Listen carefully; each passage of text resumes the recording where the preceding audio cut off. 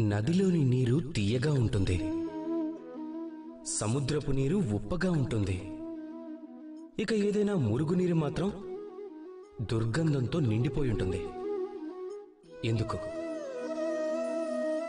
నదిలోని నీళ్లు తీయగా ఉంటాయి ఎందుకంటే అది అందరికీ నీటినిస్తుంది.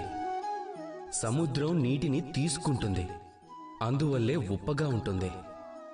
ఇక మురుగునీరు, దాని ప్రవాహం ఆగిపోయి ఉంటుంది. ఇక ఆ కారణంగానే అది దుర్గంధంతో నిండిపోయి ఉంటుంది. ఎవ్వరికీ ఉపయోగం ఉండదు. మన జీవితంలో కూడా ఇలాగే జరుగుతూ ఉంటుంది. ఒకవేళ నదిలా ప్రవహిస్తూ జీవితంలో అందరికీ ఏదైనా ఇవ్వటం నేర్చుకుంటే అప్పుడు జీవితం కూడా తీయగా తయారవుతుంది. ఒకవేళ సముద్రంలాగా ఇవ్వటానికి బదులుగా కేవలం తీసుకుంటూ ఉంటే మనసు కూడా కఠినంగా తయారైపోతుంది.